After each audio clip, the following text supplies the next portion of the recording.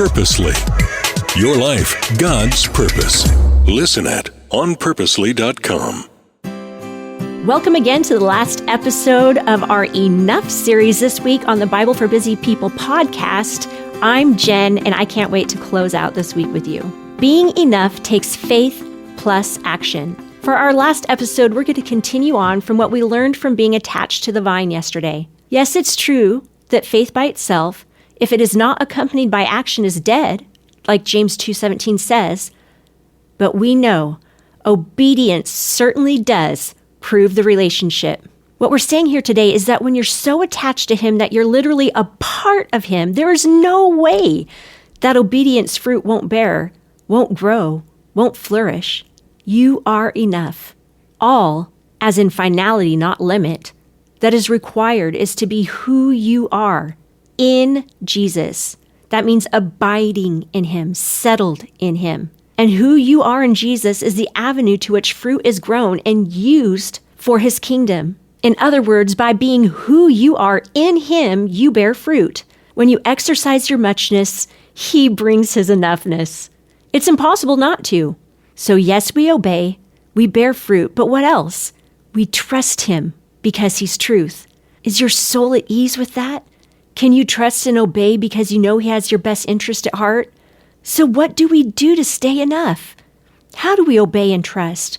We love and testify. Remember, He said, "This is my command, love each other." And He also said, "When the advocate comes, whom I will send to you from the Father, the Spirit of truth who goes out from the Father, He will testify about me. And you also must testify, for you have been with me from the beginning." It's time to connect others to the one who is enough. Love well and testify. Testify simply means to tell.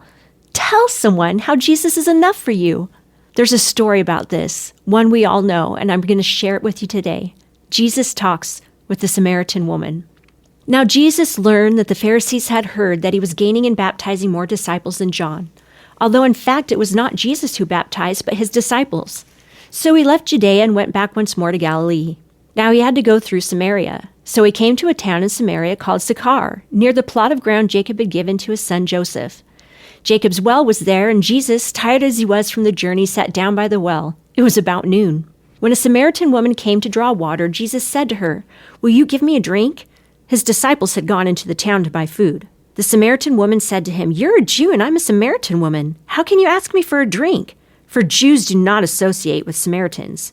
Jesus answered her, "If you knew the gift of God and who it was that asks you for a drink, you would have asked Him, and He would have given you living water."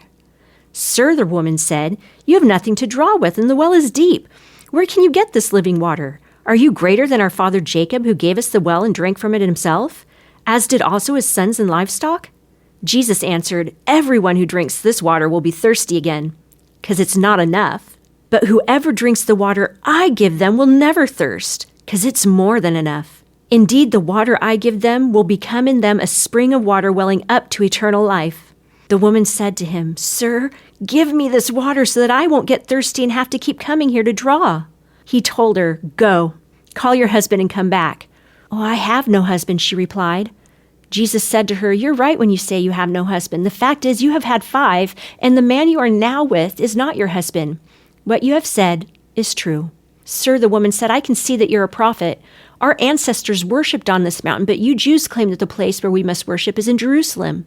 "Woman," Jesus replied, "believe me, a time is coming when you will worship the Father neither on this mountain nor in Jerusalem.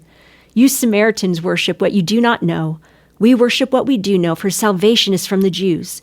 Yet a time is coming and has now come when the true worshipers will worship the Father in the Spirit and in truth, for they are the kind of worshipers the Father seeks. God is spirit, and His worshipers must worship in the Spirit and in truth." The woman said, "I know that the Messiah, called Christ, is coming. When He comes, He will explain everything to us."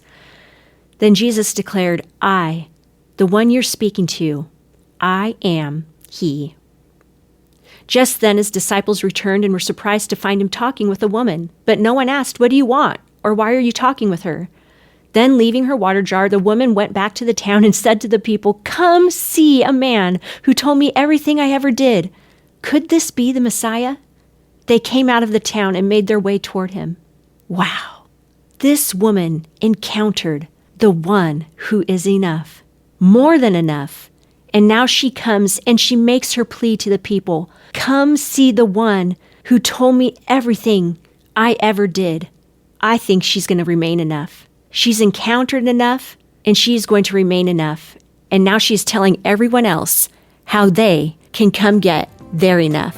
Thanks for being with us this week. Thank you for making time for the Bible for Busy People today. If being part of this community is a blessing to you, it's super easy to share this podcast with someone you love. We're all about spreading the hope of Jesus like butter. So if you've got a moment to write a review, boy, we'd really appreciate that. Maybe you need a little prayer today, or you're ready to take that next step with God. I invite you to check out our show notes. You're going to find lots of encouragement there. This podcast is one branch on a tree called Purposely, a podcast network designed with practical podcasts to help you find and thrive in God's purpose for your life. If you've got a pulse, you've got a purpose.